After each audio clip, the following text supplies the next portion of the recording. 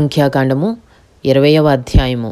మొదటి నెలయందు ఇశ్రాయేలీల సర్వ సమాజము సీను అరణ్యమునకు రాగా ప్రజలు కాదేశులో దిగిరి.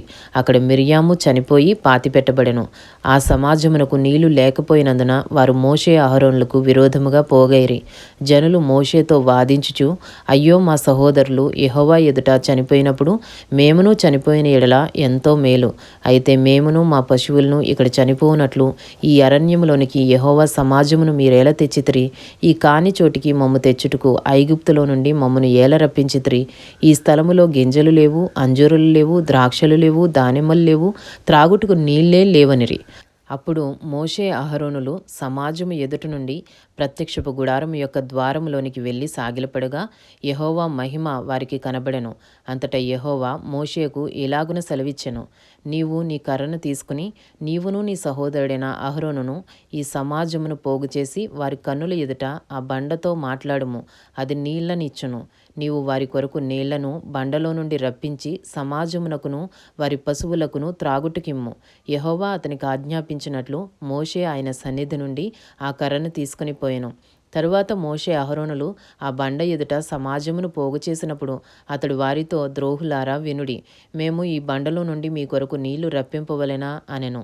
అప్పుడు మోషే తన చెయ్యి ఎత్తి 2 మారులు తన కర్రతో ఆ బండను కొట్టగా నీళ్లు సమృద్ధిగా ప్రవహించెను.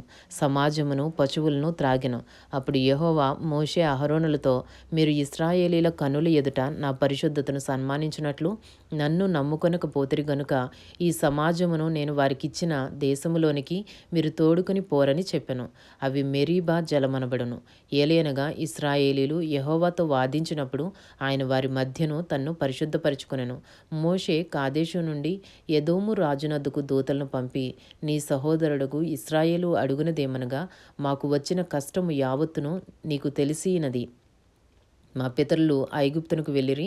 మేము చాలా దినములు ఐగుప్తులో నివసించితిమి. ఐగుప్తీయులు మమ్మను మా పితరులను శ్రమపెట్టిరి. మేము యెహోవాకు మొరపెట్టగా ఆయన మా మొరను విని దూతను పంపి ఐగుప్తులో నుండి మమ్మను రప్పించెను. ఇదిగో మేము నీ పొలిమేరల చివర కాదేశు పట్టణంలో ఉన్నాము. మమ్మను నీ దేశమును దాటిపోనిమ్ము.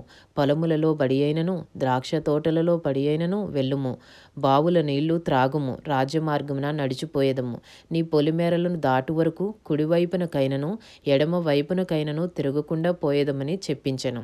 ఎదోమీయులు, నీవు నా దేశంలో పడి వెళ్ళకూడదు, నేను ఖడ్గముతో నీకు ఎదురుగా వచ్చేదను సుమి అని అతనితో చెప్పగా, ఇశ్రాయేలీలు, మేము రాజమార్గముననే వెళ్ళదము.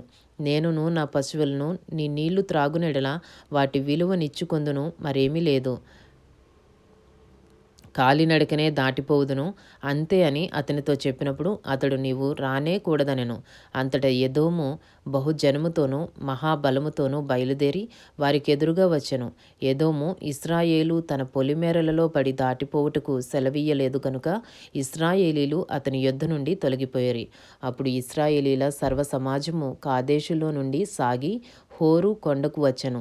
యెహోవా ఎదోము పొలిమేరల యొద్దనున్న హోరు కొండలో మోషే అహరోనులకు ఈలాగు సెలవిచ్చెను, అహరోను తన పితరులతో చేర్చబడును. ఏలయనగా మెరీబా నీళ్ల యొద్ద మీరు నా మాట వినక నా మీద తిరుగుబాటు చేసితిరి గనుక నేను ఇశ్రాయేలీలకు ఇచ్చిన దేశమందు అతడు ప్రవేశింపడు. నీవు అహరోనును అతని కుమారుడైన ఎలియాజరును తోడుకొని హోరు కొండ ఎక్కి అహరోను వస్త్రములు తీసి అతని కుమారుడైన ఎలియాజరుకు తొడిగించుము. అహరోను తన పితరులతో చేర్చబడి అక్కడ చనిపోవును. యెహోవా ఆజ్ఞాపించినట్లు మోషే చేసెను. సర్వ సమాజము చూచుచుండగా వారు హోరు కొండనెక్కిరి. మోషే అహరోను వస్త్రములు తీసి అతని కుమారుడైన ఎలియాజరునకు తొడిగించెను. అహరోను కొండ శిఖరమున చనిపోయెను.